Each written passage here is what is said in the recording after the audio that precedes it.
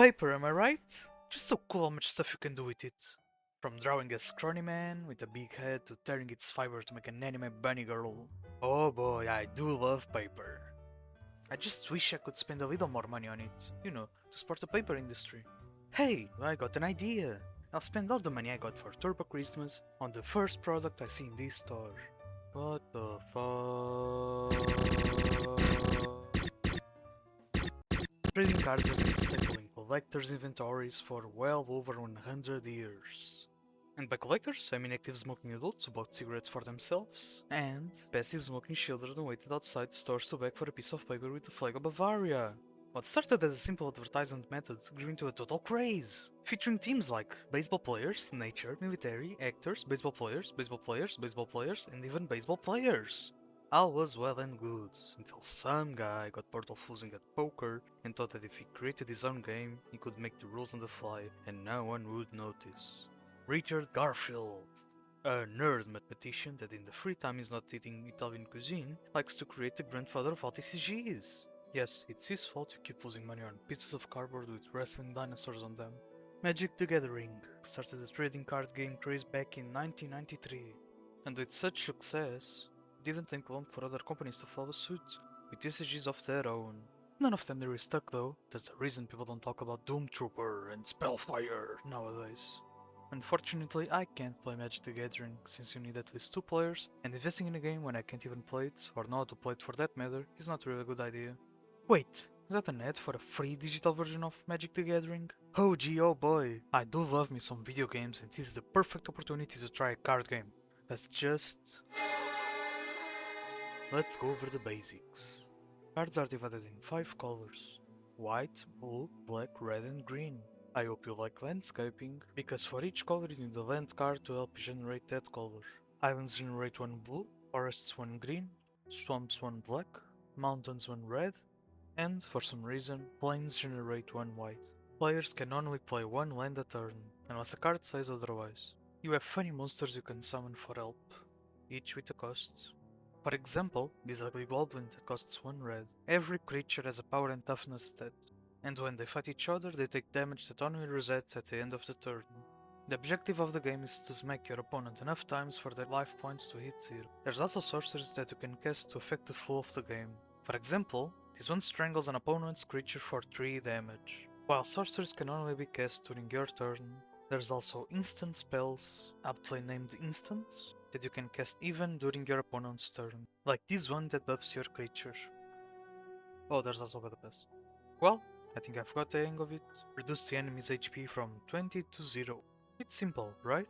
I've been playing with this green deck that spits out big monsters one after the other. It's not the best deck, but at least it's really fun. Now let's see how much this deck that's not even top 25 in the meta costs. Wait, how much? I could waste that money on Alpha Best 5 Pro. This is ridiculous, how the hell am I supposed to buy that? Yu-Gi-Oh! Yes, I've heard of this one before. The card game every closet weeb plays while saying they're not really into anime. Every kid in the 2000s knew about the legendary duels featuring blue-white Caucasian lizards and magicians. Created by the late artistic genius Kazuki Takahashi in 1996, it started as a shonen manga that was 100% focused on card games. If you put a lot of emphasis on the game's part, you just kinda threw the cards away.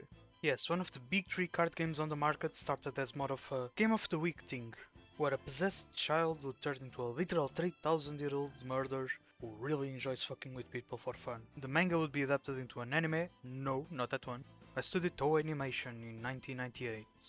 But there's a reason most people don't know about Arsonist Yugi, and that reason is that people just couldn't stand Kaiba with green hair. It's not just a phase, absent adoptive dad and dead biological parents. In the year 2000, Konami, the Silent Hill team, the Emojis guys, would transform Yu-Gi-Oh! Into what we know today, with a brand new anime focusing on the Shadow game from Chapter 9 that would mark an entire generation. And of course, many video games would be made to cash in on those kids with no friends to play in real life. The most recent being Yu-Gi-Oh! Master Duel. Not so quick, 10 GB later, and we jump right into action. Just like in Magic, we can summon creatures to help obliterate our opponents. Every creature has an attack and defense stat, and when they fight each other, the creature with the highest stat remains unscathed. and the one with a smaller number is in most cases destroyed. While they're also divided by colors, these don't represent mana types. Instead, they indicate the effort required to summon them. Spell cards are your deck's problem solvers. They can help strengthen your monster, remove threats, disrupt your opponent, or completely change the flow of the game. Some are one and done actions, while others stay on the field and keep pestering the enemy. Similar to spell cards, trap cards are reactive tools that stay face down until activated. They're designed to counter your opponent's moves, protect your monsters, and create openings for your own strategy. Oh, and there's a battle pass. Again, I think I've got the hang of it. Instead of 20 life points, it's 8000. But what does it matter? Dig a hole with a shovel, dig 2 holes with 2 shovels. It's as simple as that. Let's see how much this deck, that probably isn't even met on the physical format, costs. Pokemon!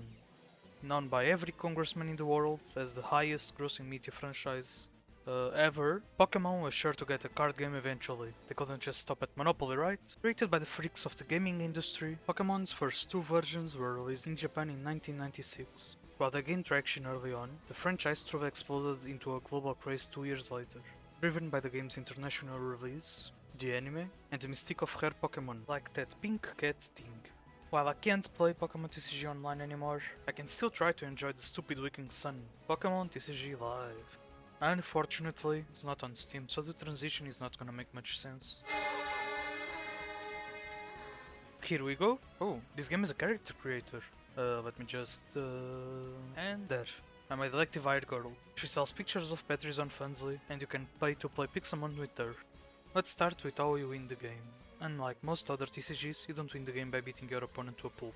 Instead, you win by murdering 6 of their pets using your own. At the start of every game, players place the top 6 cards of their deck aside, and every time they slaughter an opponent's Pokemon, they choose one to add to their hand. The monsters this time around are, of course, Pokemon, and instead of having 5 colors like Magic, or 9 like Yu-Gi-Oh!, we have 18. Well, condensed into 11.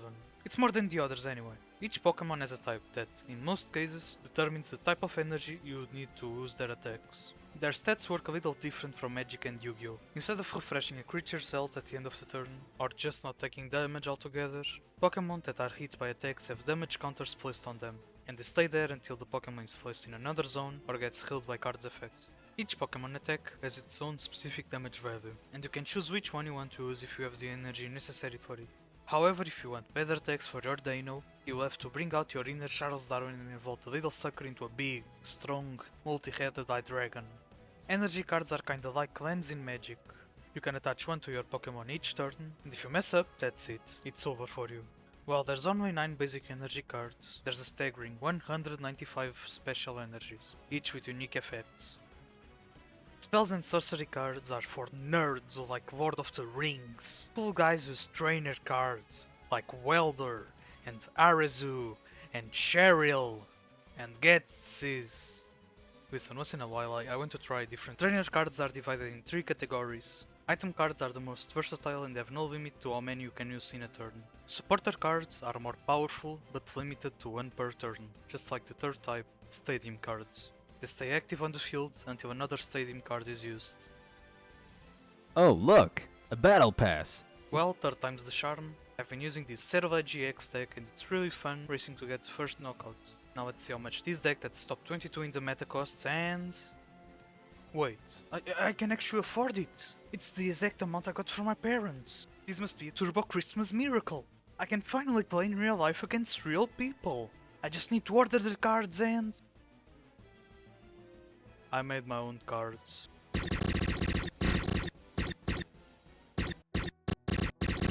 This is my entry for the fan art contest.